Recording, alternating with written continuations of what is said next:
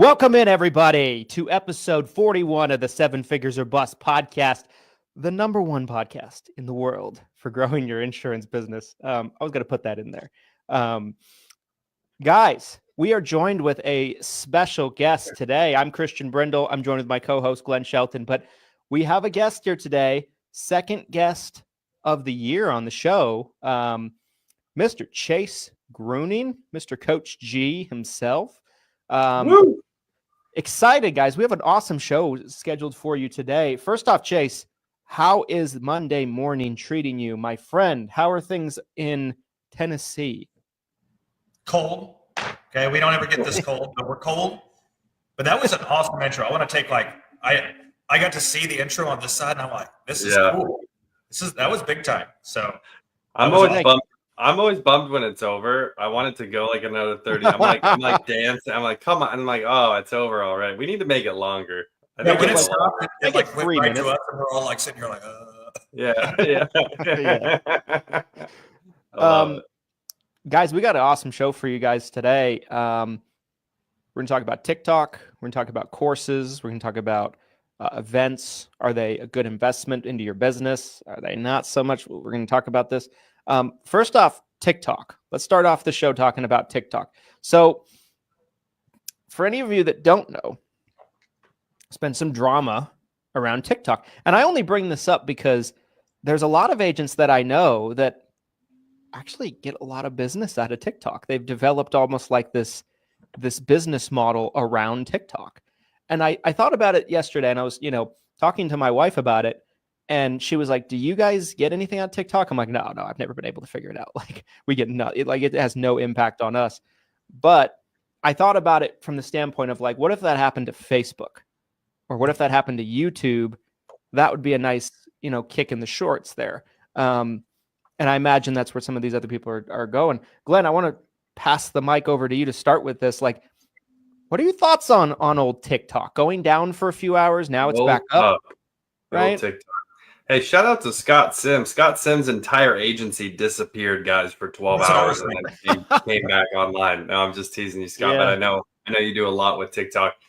It was kind of a weird event. I kind of figured it wasn't gonna completely go away or that it would maybe come back. Like I saw some theories that like it might be offline for a month until something happened. The way it was gone and then back in like a 12-hour span was bizarre. I was kind of gloating. I personally don't use TikTok. I very rarely will view content on TikTok. I don't have it downloaded. But my wife uses TikTok quite a bit and she watches it all the time. And so I was kind of gloating. I was like, TikTok's gone. I was like, no more TikTok. And then literally before I could even like finish gloating, it's back. So that was an interesting spin. I think the takeaway though, when I'm watching the business side of this, and there was a ton, it really opened my eyes up to how much business is going on TikTok. The TikTok shop, the content creators, the marketing that's going on, the lead generation. There's a lot going on TikTok. And this kind of opened my eyes to it as I'm hearing some of these numbers, the billions and billions of dollars that is essentially, of commerce that's happening on TikTok. But the takeaway for me as a content creator, as a business owner, is the safety of diversification. If you are all in on one platform and that platform changes the rules, goes away, etc., and we've seen this happen time and time again, there's been different platforms that have completely shifted underneath people and has, essentially caused them wreaked havoc on their business. So that's kind of my thoughts. I'd love to hear, Chase, kind of what your thoughts are on what's been going on. Yeah, I mean, this past year, 6 months ago, we brought in a content team. They post 5 times, or they post twice a day on 5 platforms. So really 10 times a day total, twice of those being TikTok. And it was interesting for me because I didn't ever have a TikTok. I just used it for their postings and everything. We got a lot of traction on there. But I think what you nailed, Glenn, was diversity. And that's what I believe in your book of business, is having a diverse book of business. Same concept. I mean, we were all worried about Medicare Advantage. Like, if they squashed that, we knew we were well diversified and could adjust. And same thing with TikTok. I mean, I thought of Scott Sims right away, and man, I'm sure he does a lot of other different platforms, but that's where I see his stuff all the time. It's like, it's your main source of revenue, and all of a sudden the government has control of just kiboshing it. It's like, yeah, we got to be diversified in our social media, in our books of business, and everything we're doing. One thing I thought about with this too is like, one thing, I look back on with a platform like TikTok, going back before it was even TikTok, right? Like, what was it originally called, Glenn? Like Musical.ly or something like that? It was. It that? was. Everyone just used to dance. It just used to be. It just used to be. Yeah. Hey, and that's when I thought it was the dumbest. I'm like, we're gonna all get on and like we're gonna learn choreographed dances together. Like, what is going on right now? Like, a really good use of platforms like that when they pop up, and this took me probably longer than I'd like to admit to learn, is like when you get on a platform, maybe it's relatively newer, right? A lot of times it's the easiest to grow on a platform when it's newer. It might be harder to grow on a more established platform, right? Doesn't mean it's impossible, but it takes a little longer than maybe like a brand new platform where the algorithm's squirrely and everything like that, right? A good thing to do, and I'm hopeful that if you're watching this and TikTok is a big part of your business for any portion of reasons, I would hope that you'd funnel that traffic not only to other platforms, but to get like an email list built, just like take advantage of it in that way. There's no reason why it has to live or die with how that platform's going. But while you have the attention on the platform, you can definitely use it to build other more sustainable elements of your audience or your business or whatever it is you're trying to do with the platform, right? And like, I would hope that people that develop big followings on TikTok, they were able to do that, because then it's like, well, my audience can just follow somewhere else. I'm good. Yeah. I think that keeps you safe. That type of diversification, being able to be found other places, whether you're posting the same exact content or it's a little different content on different platforms, it doesn't have to be identical. I think there's a lot of repurposing that can be done, though. You can do a long form piece of content and, break that up into clips and put it somewhere else. And now you're saving time and energy, and you're still diversifying, where you're at content wise. Yep, I would agree. I want to make sure we have plenty of time for the main topic. I want to talk about this episode's sponsor really quickly. Guys, this episode of the 7 Figures or Bust podcast is brought to you by the 7-Figure Playbook event that's happening in roughly about a month, give or take, in beautiful Nashville, Tennessee. Chase, talk to the people a little bit about the Playbook event. I know there's only a couple of tickets left, so the time to get a ticket is definitely now, but talk to the people about the event. Yeah, handful of tickets left, and in my opinion, it's going to be one of the best events of the year. I mean, the 2 events that I'm going to are obviously this one, and I'm going to the Summit in Utah. You guys are hosting your big event. Really excited about both of them, but this one I think is going to be, number one, intimate. It's only 100 people in the room. And I've done multiple events in this room. It's a state-of-the-art $8 million complex. There's podcast studios, there's meeting rooms, and a state-of-the-art auditorium that we're in. And the coolest thing is, if you look at the people speaking, I mean, obviously us three, we got Galen Hendricks, we got Tony Holland, people that have had some major exits. I mean, Tony was over $100 million exit. Just a wealth of knowledge in that room in a very intimate setting. So not only are you going to hear the speakers speak, but I really think you're going to be able to have one-on-one connections with people there that you don't usually get to have at a bigger event.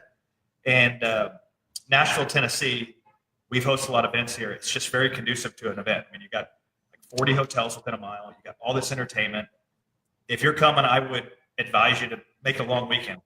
Tail on a day on the front and back end and really enjoy the city. There's so much history, so much fun things to do. I mean, it's really going to be a unique experience for anybody involved. And I'm excited. I mean, I've never met Glenn in person, never met Galen in person. There's a lot of people that are coming there that I've never met. It'd be a great opportunity personally, selfishly, just to network with a lot of people in the industry that are really high performers. I look at the guest list, and I just see a lot of high performers on the guest list, which says a lot about the event. I think it's going to be a really quality event. Yeah, I totally agree. I mean, the speaker list is just phenomenal, you guys. So you look at any event, the first thing I always look at is the speakers.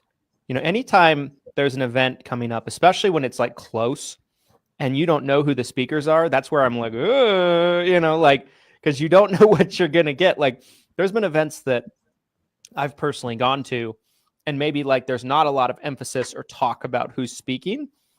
And then and you don't think anything of it. You're like, oh, I'm sure it's going to be great. It's going to be great. And then you go to the event and there's a lot of pitching, they don't talk about the speakers because they don't have any speakers, or very few speakers. And so I think an event, really, you can just see, it's going to be just a banger based on the people that are talking. Outside of just the three of us, I think all three of us bring a ton of unique information and value to the table. But outside of us, there's some real amazing people that are speaking, like Chase said. So I'm super excited about it. It's coming up here pretty soon. Chase, how many tickets do we have left? Not that many left, right? If I remember right. I think we're right around 5. But do we want to make a major announcement today, or should we wait? Let's do it. There's a question here in the chat. And guys, if you have any questions, comments, please comment below this video. We also do Freebie Friday every Friday. So anybody who comments on a live stream, you get automatically entered into a giveaway that happens every Friday. So not only are we going to get back to you with, potentially answering your question, but you could also win just by commenting. So there is a question here from Samantha. If we can't make it to this event in person, will it be recorded and available for purchase? I think that ties in nicely with the announcement. Christian, you do the honors. What are we doing for the industry? Yeah, guys, for anybody that's not going to be able to come to the event in person, we are doing a free live stream for all. And so that way, like, you can watch the event live as it's happening, even if you can't make it out. Now, that being said, being there will be an experience that's unlike any other, right? So, like, if you're on the fence of coming, there's a few tickets left. I would 1000% recommend coming in person, opposed to, just settling for the live stream. But if you can't come, you genuinely can't come, right? Schedule conflict, whatever the case might be. This is a great alternative, and we want to bring as much value as we can to as many people as possible. So super excited to announce that, and of course we'll be putting a post up in the Facebook group later on this week talking about it as well, just in case you missed this show. Quick story about going to an event in person. So I met you at 8%, Christian. Yes. And we went to lunch together, had talked to you beforehand about meeting up. That was a good place, by the way. Yeah, it was a great burger. Yeah, it was a good burger. Coors Light, too, to wash it down. Yeah. But long story short is that event, meeting you in person, going to lunch, led to the collaboration we're doing right now. Without me going in person, we would have never had this opportunity. And my point being is we have a couple seats left, but who knows the collaborations, the different things that are going to take place from meeting somebody in person for the first time. It's going to leave far outside of the event and may completely change your business. And I've only been to a handful of events, and I know we're getting into events on how to choose them, when to go to them.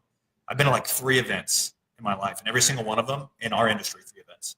Every single one of them has changed my life. I mean, this partnership, I think, will go far beyond this event, and I'm just excited about that. And I just encourage people that haven't gone to events or are on the fence about events, when you choose the right one, it can be really life-changing.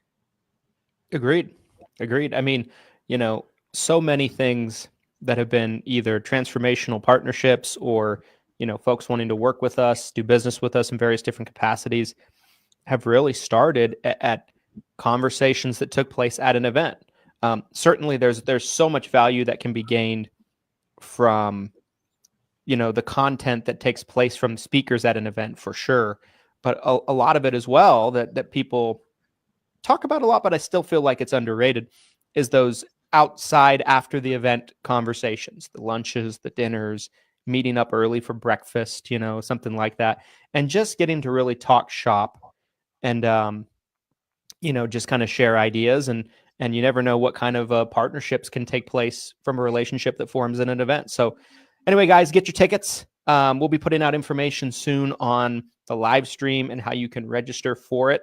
And yeah, super excited for the event. And for those of you that have bought tickets, I can't wait to spend some time with you. I've never been to Nashville before. I was talking to somebody about this the other day, and I'm excited. I'm excited. I've teased the idea of us doing a party bus. I still am not letting that go. I want to figure this out. There's hundreds of them, so you can make that game time decision if you like. But I'm all Game time decision. Yes. All right, guys. Let's shift gears to the main topic of the show. One that I feel like is a very polarizing topic, even though I don't know if it should be. That there's a lot of conversation about. I feel like quite a bit, and that's paid courses, like paid trainings, things like that, and paid events like the Playbook event, like the summits.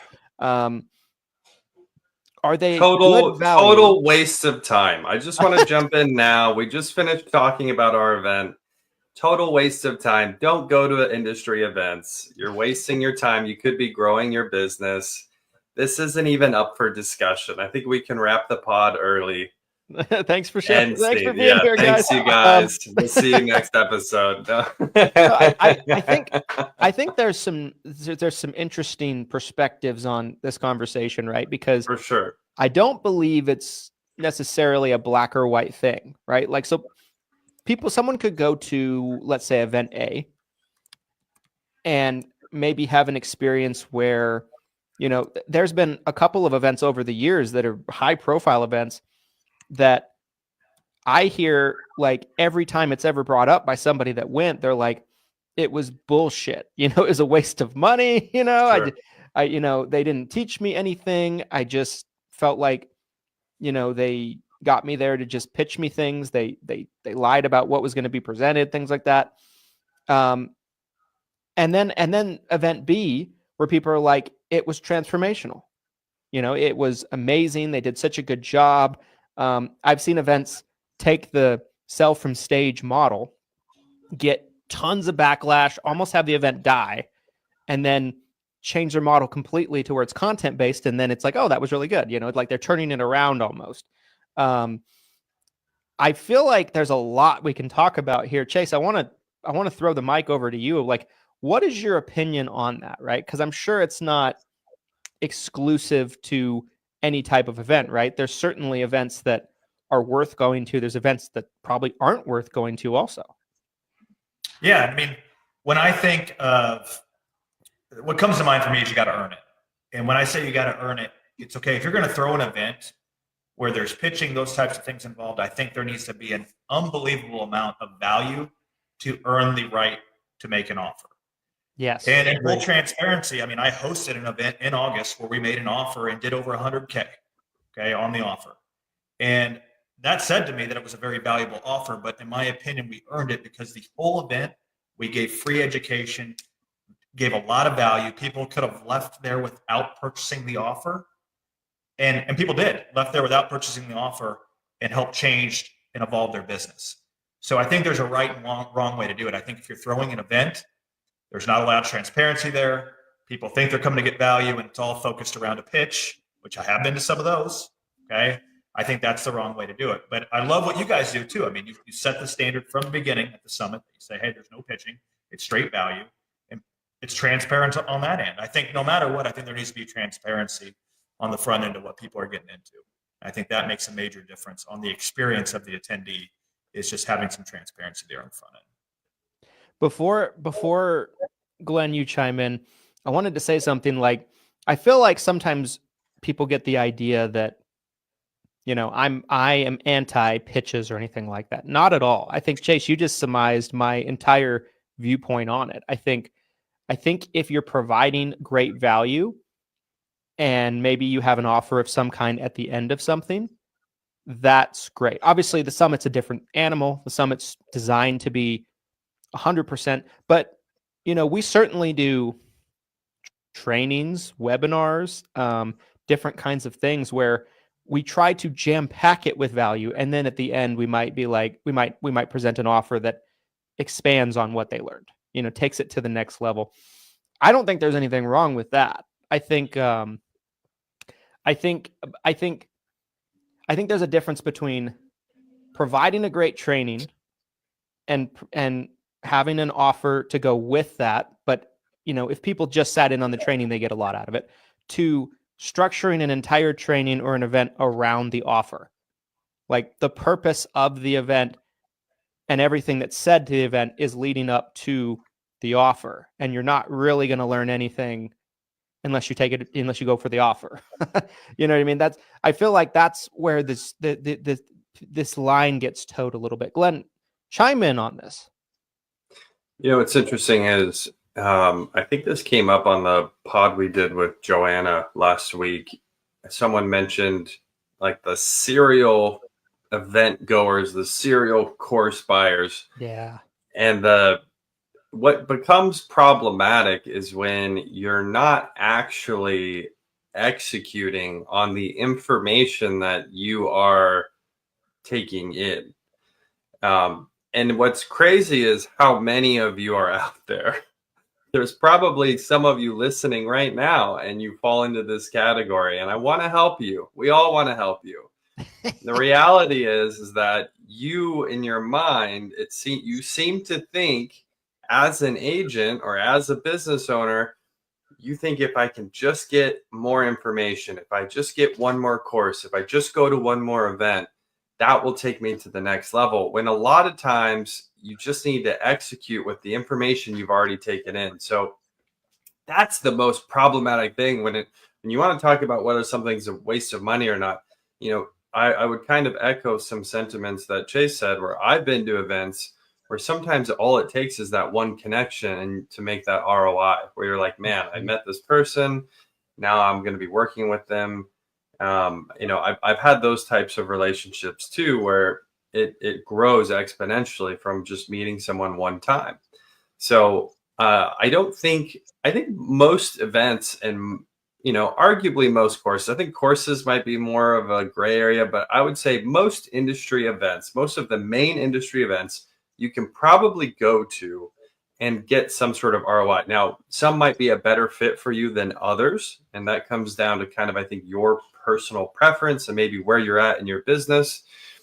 But the idea of, waste of money, in my mind, I'm thinking, well, what's a waste of money is if you don't get a return on your investment. If you are taking, a couple days away from your business, you're spending money on travel, you're spending money on the ticket to go to the event. I mean, you're talking about a potential investment of, $3,000 to $5,000, depending on where the event is and how long it is. So a waste of money to me, by definition, is, are you going to get an ROI on what you just spent? Right? Yeah. I think one thing too is be an educated buyer. Like, don't just go to a freaking event to go to an event. Like, have a purpose. Like, when I went to 8%, full transparency, the main purpose was so I could have lunch with Christian and talk about a possible collaboration. That was the end goal in mind at that event. I went to an event with Justin Thomas and Josh Lustig. I had a very optimized sales system. I needed a lead gen, so I bought that. Now we own it in our agency. It was very, very tactical for me why I went to these events. And I think that's really important, is when you go to an event, have an objective in mind that you go there, that you know that you can check off the list. Don't just go to an event because it's just something to fill the time. Yeah, 100%. I think Glenn, you bring up such a great point, and that is like there is a real thing, I feel like, with a lot of people that are avid event goers or training purchasers, to where they get this sense of accomplishment by going. It's a dopamine hit that makes them feel like they're working, right? And they're progressing just by being there, right? Yeah, and maybe they are to a certain extent, right? But like, to fully maximize the potential ROI that you could accomplish by taking part in the event or taking part in the training, it's like people like the feeling of feeling like they're leveling up, but they don't always want to go through the work of implementing what they learned. And that is what it is, right? To implement something that you learn, there's always some kind of work involved. But people don't like the feeling of that process. They like the feeling of, I'm sitting in this room and my life is being changed. You know what I mean? Well, this has changed my perspective on giving away value too, because once you understand that I could give you a blueprint to everything I've ever done that created success or created wealth for me in my business, in our business, and give those strategies away. And the reality is 99 out of 100 people would never actually implement the secrets that you're giving them. So it gives me more peace of mind to know that, like, listen, I can give away true value. And even if one person out of 100 actually executes on, bravo. It's obviously taken a lot of time and energy and effort to grow a business beyond just the idea. The execution's everything, right? I mean, that's the saying I live by, is like, ideas are cheap, execution's everything. So I am so much more confident to give away value, to give away really cool, interesting, unique ideas, whether that's something that's currently being worked on or has been utilized previously, because I know I'm not creating 100 lead heroes tomorrow that I have to go to war with. That's just not how it works. So it's problematic, but I think from the value provider's point of view, it can almost be like a peace of mind that I get from. I don't know if that's like a backwards way of looking at it, but the reason I say that is because at the beginning, when I used to give away value or I used to talk about things I was very guarded.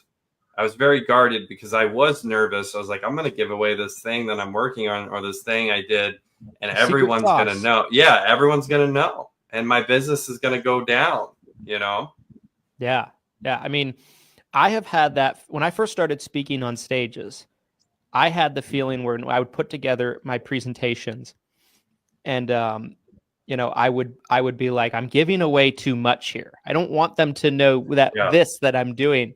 Right. I want to keep this one to myself. And I think what helped change my perspective was, I'll give a shout out. It was actually something that Justin Brock said to me years ago, where he said, we were having a conversation about this very thing, private conversation, and he said, he's like, I could put out, he said exactly what you just said, Glenn. I could put out, every little detail of how I run my business, and a huge majority of the people wouldn't do it anyway. The amount of people that will implement it are so small. So who cares? And I was like, what a great point, and true, and a good perspective. And that really helped me change my thinking to where now when I'm putting together a training, now when I'm putting together, a presentation for an event, like what I'm working on right now for the playbook event, I go into it to being like, how can I make this as good as possible for the person that's sitting in the audience? Yeah. And not worry about that. I feel like Chase has that same perspective. I feel like I'm always seeing Chase giving away the goods, giving away the secret sauce. Yeah, I was about to tell a story. Like Justin Thomas, he came to our event in August. He's like, dude, he came up to me at intermission. He's like, why are you giving your sales system away? At the event, I literally taught everything verbatim that I teach everybody. I go, Justin, I could teach this in verbatim to everybody, and very few people will actually take anything out of it. It takes repetition. It takes mastery. And just like I would say, when I was coaching, when I was playing, every day we did the exact same drills before practice. Like, it takes repetition, it takes mastery. And that's what people don't understand, is you literally have to do these things every day for a consistent amount of time before you start seeing the needle move. And I'm preaching, teaching, and coaching about, hey, you're not optimized until you get to $1,000, really $1,200 in my mind of first year commission per client. It's really, I make it sound easy, but it's really hard to do, and it takes mastery, discipline, and time. And that's why I'm so forthcoming with always teaching stuff. I teach the same thing every day, but that's what people need, is they need consistent training every day to really move the needle, in my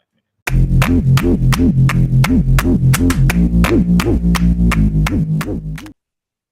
With hundreds of insurance agents and agency owners at the event, this could not be a better opportunity to spotlight your business. If you're looking for a sponsorship opportunity and where to spend your sponsorship dollars this year, the Seven Figure Medicare Agent Summit is the spot to do it. You can have your own booth.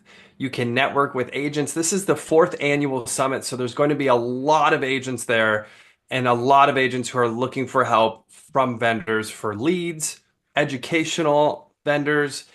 You could have a software tool.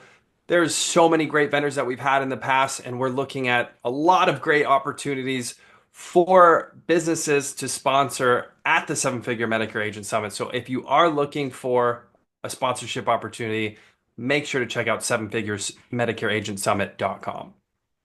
Get your tickets today while they're still available and reach out about sponsorship opportunities. We'd love to have you involved with the Seven Figure Medicare Agent Summit in 2025. Now back to the show.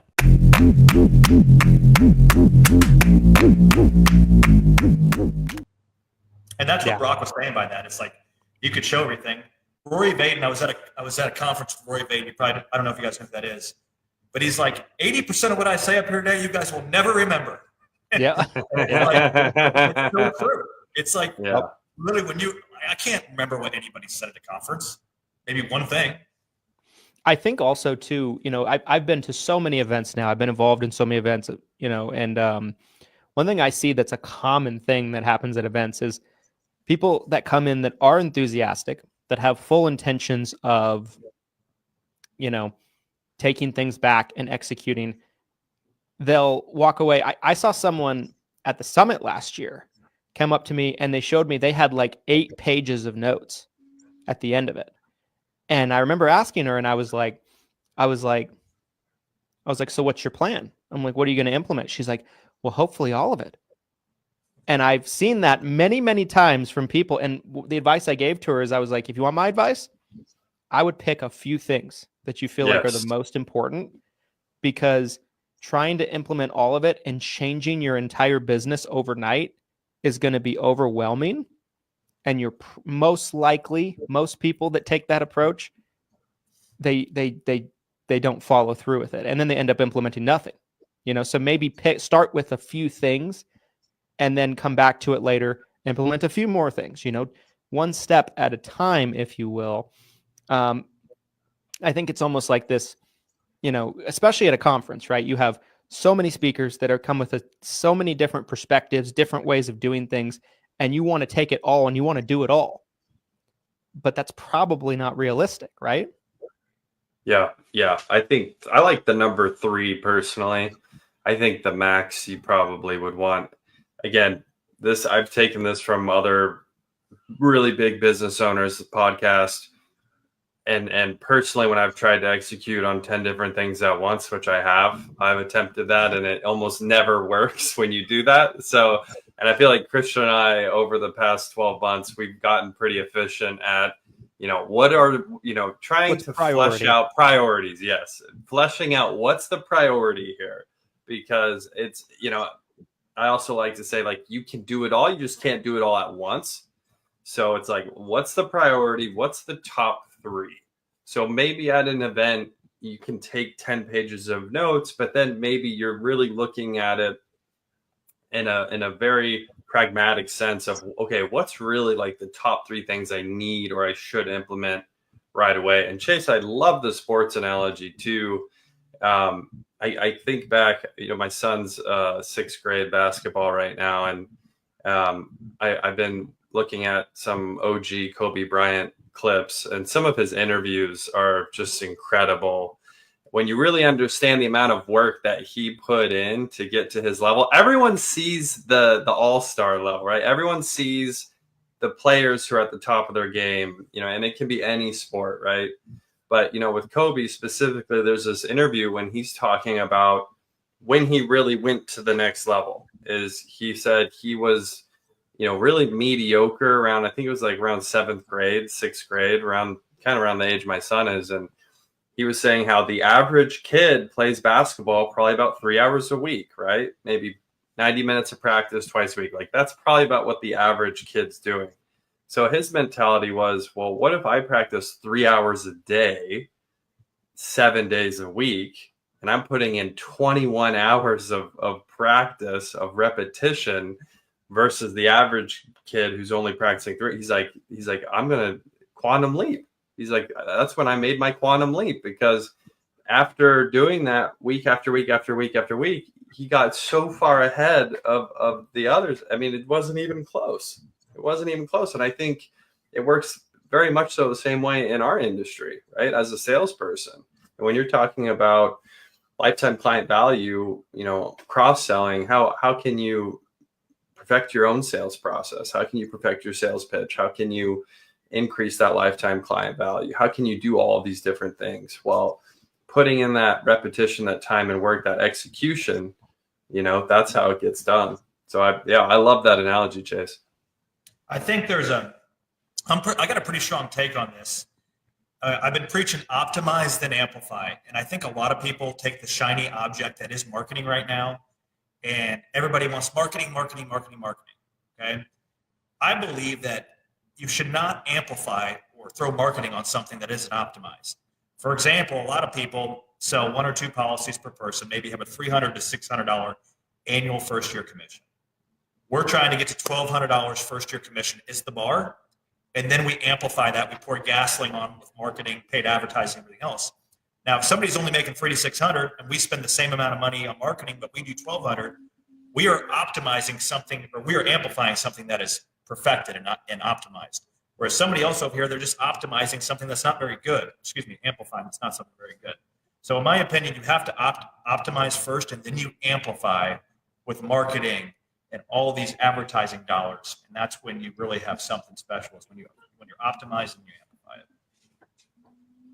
I think the Kobe analogy is so interesting to me, because him of all people, right? Like, I remember in high school, watching a lot of Kobe when he was playing, and he was somebody that would take the most ridiculous shots, right? We have all seen it, where it's like there's like 3 guys on him and he's like fading back, and it's like, there's someone pulling on his jersey, like someone that's like punching him, it still goes in, and people would be like, look, he shot. I heard that all the time, when I'd watch games with friends and things like that. Oh, so lucky, it's like the whole team's on him, he's fading back. Yeah. And it's like, no, he would practice those shots when you weren't looking, when you weren't around, and he's ready to take those in the game because he was practicing those shots, and I think I come back to something that one of my favorite books I've ever read is Outliers. Outliers is a tremendous book, studying the highest performers in sports and business and just different. That's on my nightstand right now. I haven't cracked it yet. It's literally on my nightstand. It's a coaster. It's a coaster on my nightstand. Oh God!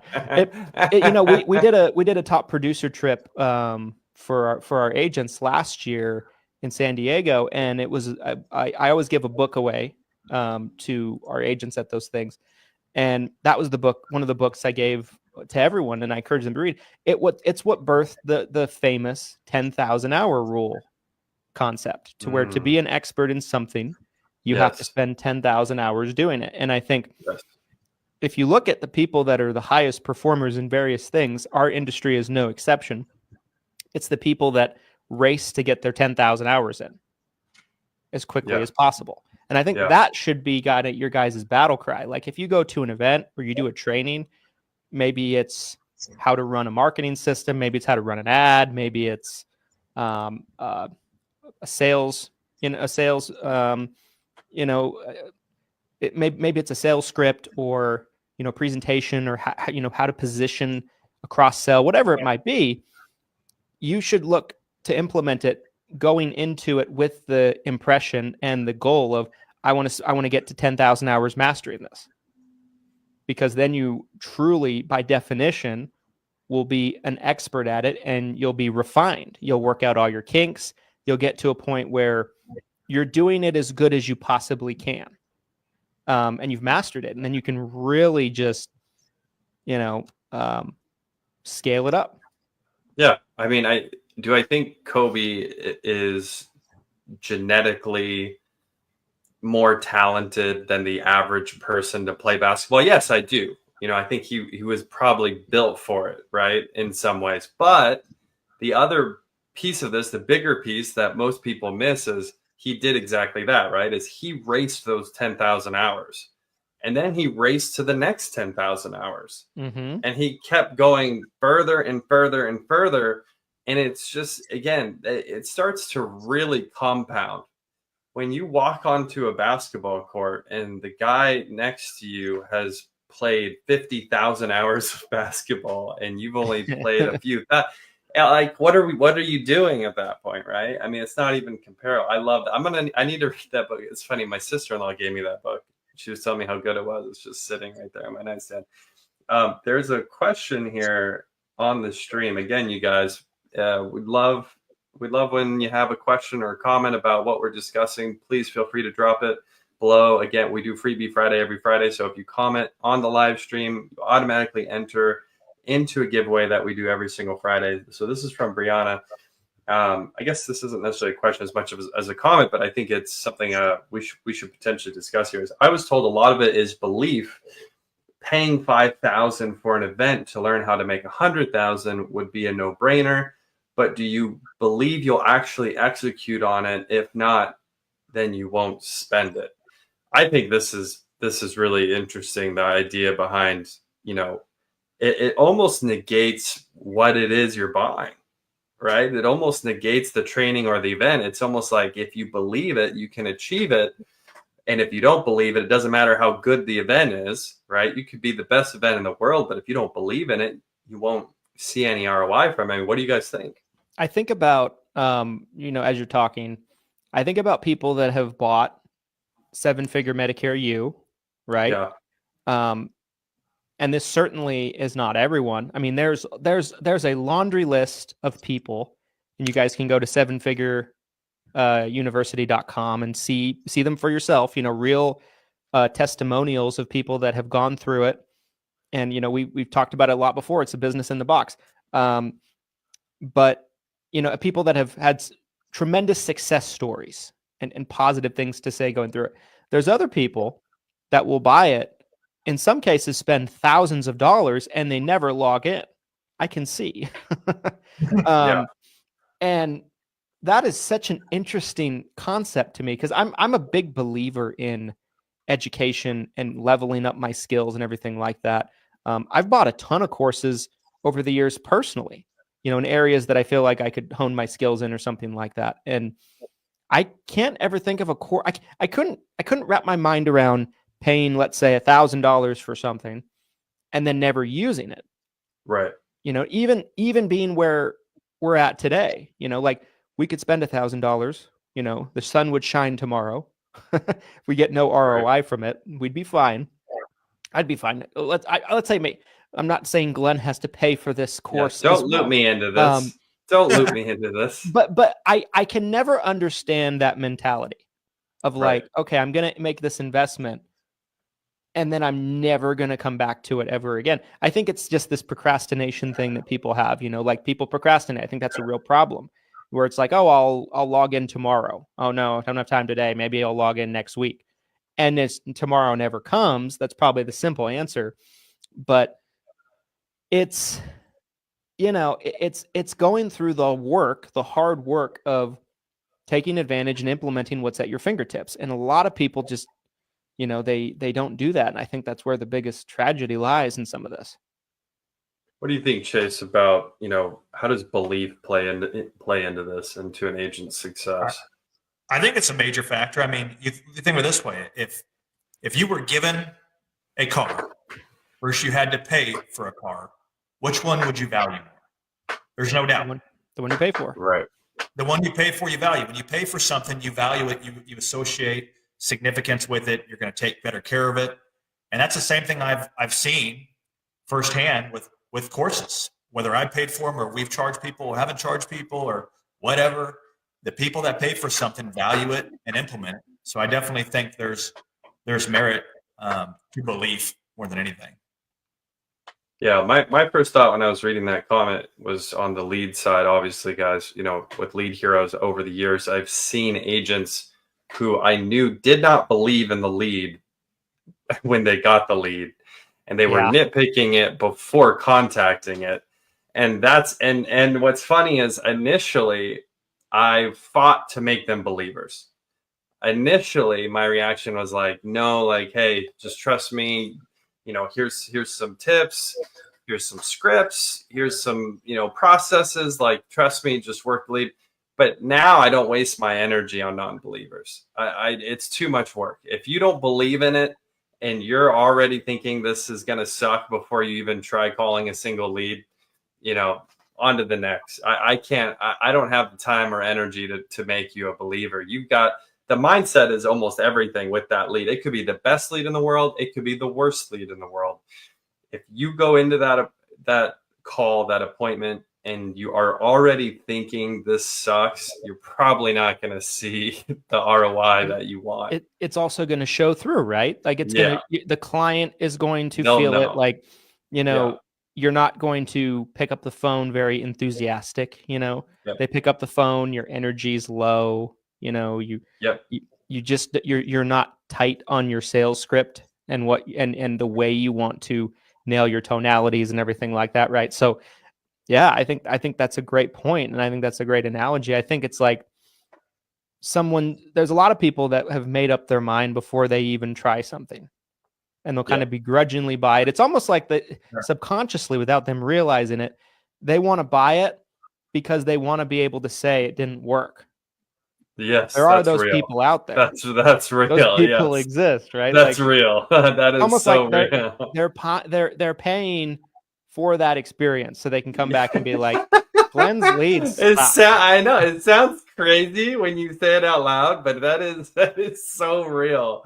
But it's applicable not just in our industry. I think that's like everywhere, right? There's people that like, I'm going to buy this just so I can leave a negative review. I'm not even going to try it. I don't care. Like, I already know this sucks. Mm-hmm. Like, yeah, I don't get that. I don't understand that at all. Like, go do something else with your life. When I join, when we sell our business in the future, potentially, and I get bored and I join a multi-level marketing company and I invite both of you guys to one of our opportunity sessions, locking the door behind you as you walk in, I'm going to bring up this conversation right now. Be like, you made your mind up before you got here, you guys. I love it. Oh, you guys. Awesome episode, you guys. This was a great show. I want to quickly, just one last time before we move to final thoughts. I want to talk about Playbook event one more time. Guys, February 24th, 25th, right, Chase? Do I have the dates right? February 24th, 25th. You got it. It only took me 3 months to get the dates down. There you go. Closer, maybe. February 24th, 25th, Nashville, Tennessee, you guys, the Greatness Factory. Make sure that you're there. It's going to be an amazing event. Watch for more information on the live stream. And I'm super excited to get to hang out with a lot of you guys in Nashville that already have bought tickets or you're going to buy tickets.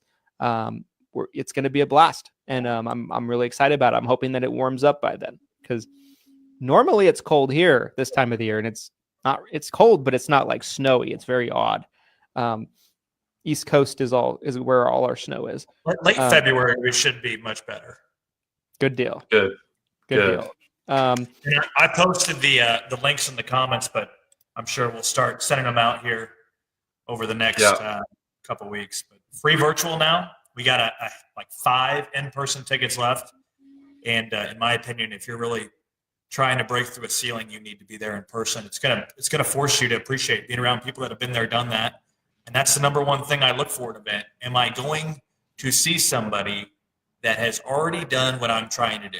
If the answer is yes, then that's pretty much the indicator I need to make a decision on an event. Am I gonna see somebody who has already done what I'm trying to do? Yeah, I love it. Yep. All right, gentlemen, let's move over to final thoughts. Glen, final thoughts on today's episode. Great episode, you guys. Really appreciated the conversation. And Chase, thank you so much for coming on. I'm looking forward to Nashville next month, getting to meet you in person and, again, kind of network with some of these individuals that are going to be there. I think it's going to be an awesome event. Final thoughts on today's episode. Are courses and events a waste of money? I think it's so subjective. It's kind of a loaded question. Really You know, is. Yeah. it really is. But it's ultimately up to you as the consumer going to an event, buying that course. I liked what Chase said earlier too about, be an educated buyer. I think Christian and I over the years have definitely seen some uneducated buyers where they buy something where they thought it was something completely different, right? I mean, again, at Lead Heroes, I can't tell you. We've had orders come through. We're like, oh, this isn't direct mail leads.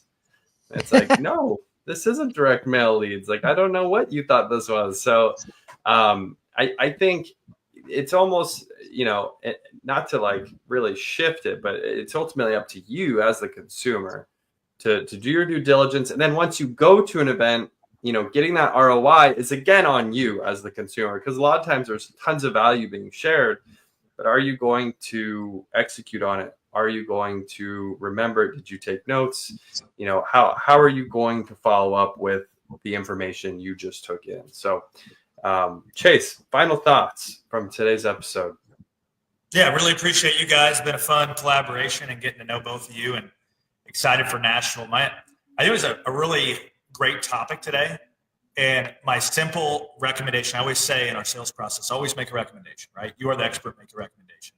I've been to events, I've hosted events, I've bought courses, I sell courses, I do all these things. The one thing I would say is, yes, they're of value. They're absolutely of value. But two things I always look for is, does this person have a demonstrated capacity? Have they done what they're showing you to do at a high level? Okay. Do as I say, not as I do type of thing. Are they doing as they say? Right. And number two, like I said, be an educated buyer more than anything. I think number three, a bonus one, is look for people that are giving out value for free. Those are people that truly want to help you. Those are people that truly believe you have to give in order to receive. And I think those are the people that you're going to have the most success with overall. So I'm a big believer in it. I've been on both sides, but I spent about 6 years of thinking, I don't need a course, I don't need an event. In the last few years, I've completely shifted my mindset there. And our business has done 100% year-over-year growth in the last 3 years. So the proof is in the pudding there. And I think this event, the 7-Figure Playbook, will be no different. It's going to help people make some major growths and jumps and quantum leaps. I love that, Glenn. Quantum leaps. That's Kobe, baby. Yep. Quantum leaps. So thank you guys. Appreciate it. Love it. Both of you guys, great final thoughts. My final thoughts are, guys, great episode. I enjoyed the conversation very much. I think it's a very necessary conversation, because I think there's just a lot of people that naturally they're going to be very cynical, very skeptical towards things. I very much like what you said, Chase, and I totally agree. I think, when you're looking at somebody to do an event, go to their event, buy a training that they're offering, something like that, I think looking at what they're putting out there for free organically is really almost like a preview to what you might be getting. And that's the way I would look at it as well. There are people that I see, and, I've had thoughts sometimes when I see someone offering a training, and if I don't ever have any memory, just subconsciously, when I see their name of them giving anything or teaching anything, I'm like, well, what do they do? I don't even know what you do. I don't understand what you do. And I think if you have to ask yourself that question, right, it's probably not the best thing. I think being an educated buyer is a great piece of advice, and I totally agree. Talk to other people too, like that have gone to an event. Yeah. Talk to other people that might have gone through a course if you know somebody that has, get feedback, because I think that's also a good indication, of how it's going to go. But all in all, I think courses and events, for me personally, have helped us transform our business in a lot of different ways. They've helped us operate better, market better, brand better, do everything better in a short period of time. And so, I think they're great.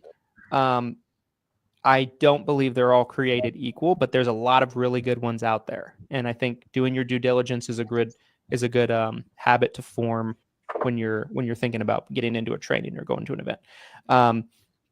Awesome, gentlemen. Thank you so much. This was fun. And thanks everybody for watching all the way to the end. You guys are awesome. Appreciate it. If you're watching on a platform that allows you to do so, subscribe, give us a 5-star review, like on Apple Podcasts. We would appreciate that. And we will see you on the next episode. Thanks, everybody.